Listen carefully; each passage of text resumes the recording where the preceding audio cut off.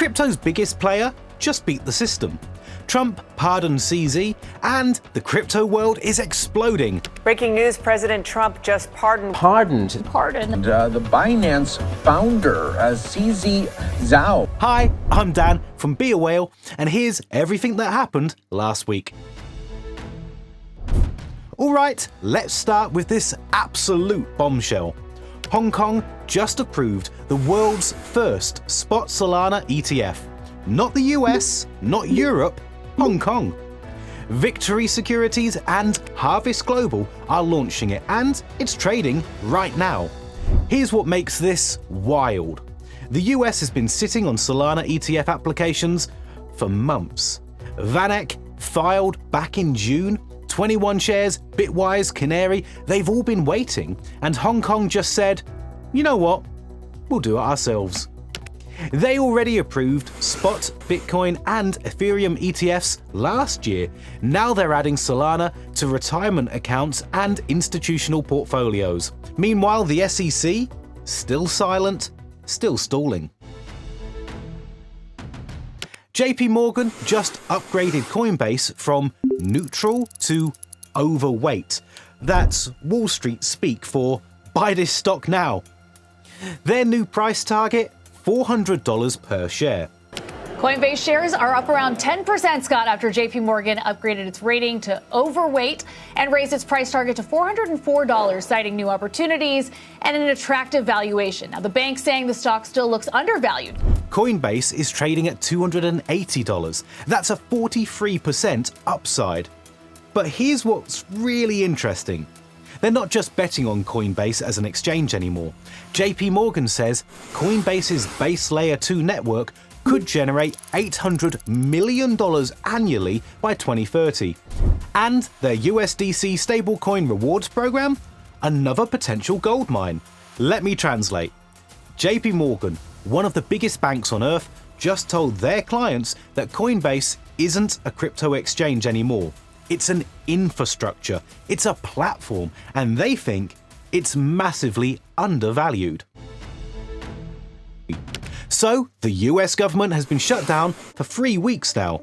The SEC can't approve anything. Nothing's moving. But crypto doesn't care. Senate Democrats just announced they're hosting a crypto roundtable this Wednesday, despite the shutdown. They're bringing in industry leaders to discuss the stalled market structure bill, the one that's supposed to finally clarify which agency regulates what. Coinbase CEO Brian Armstrong says the bill is 90% done. The remaining 10%? DeFi regulations, lawmakers are being careful not to kill innovation.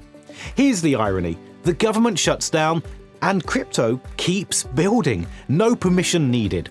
That's literally the point of decentralization.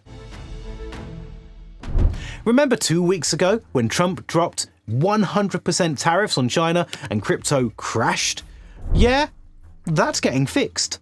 Trump just confirmed he's meeting President Xi Jinping on October 31st. In a couple of weeks, we're going to meet in South Korea, actually, with President Xi and other people too, but we're going to meet, we have a separate meeting set up. Markets exploded, Bitcoin jumped and altcoins followed. Why does this matter for crypto? Tariffs create economic uncertainty, and uncertainty kills risk assets. When trade wars ease, money flows back into growth plays, and crypto is the ultimate growth play. Alright, here's the big one. President Trump just issued a full pardon to Jinping Zhao, founder of Binance, the world's largest crypto exchange. CZ was sentenced to 4 months in prison for anti-money laundering violations. He served his time, got out in September, and now completely pardoned.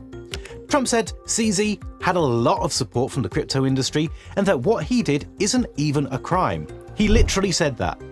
Senator Elizabeth Warren is furious. She's calling it pay-to-play corruption. Representative Maxine Waters said it's a corrupt favor. But here's what matters. ZZ is free.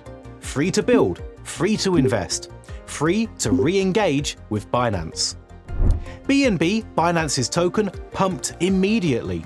Traders are calling it up only mode, and some analysts think it signals alt season is coming. The biggest player in crypto just got a presidential pardon. The message is clear. This administration is pro-crypto and they're not backing down. Ripple just pulled off one of the boldest moves in crypto history. They're taking Evernorth public through a $1 billion SPAC deal to build a massive XRP treasury. Let that sink in. A publicly traded company with a balance sheet anchored in XRP. This isn't some small player.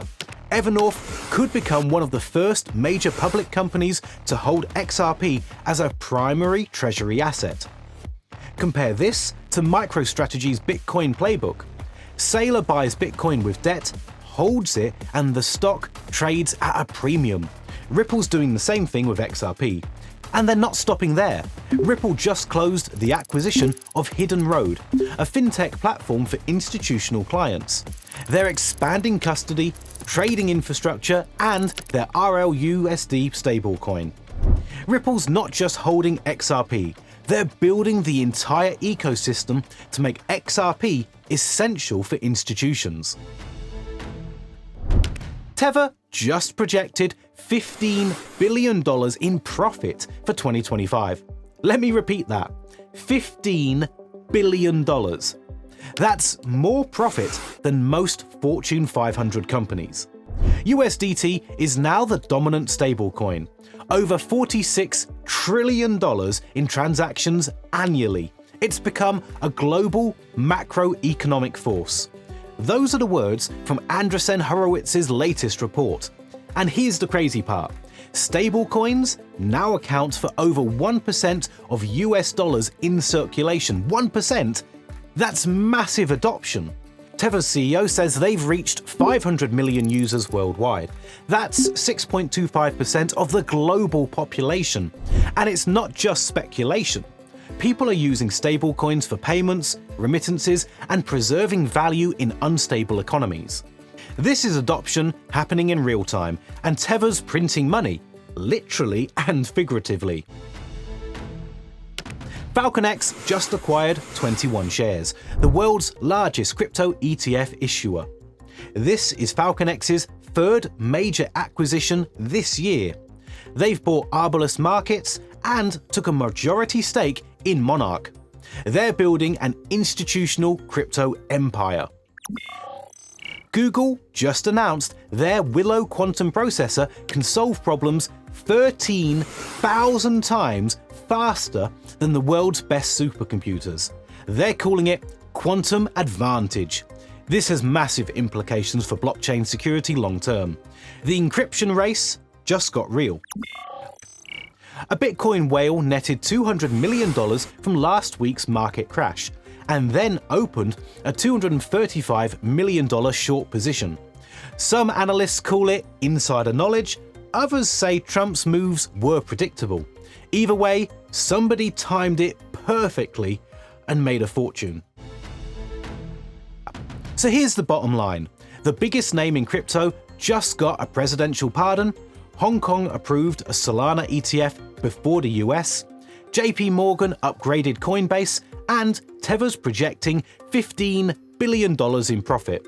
Meanwhile, the US government is shut down and crypto doesn't even blink. This is what decentralization looks like. No permission, no pause button, just relentless momentum.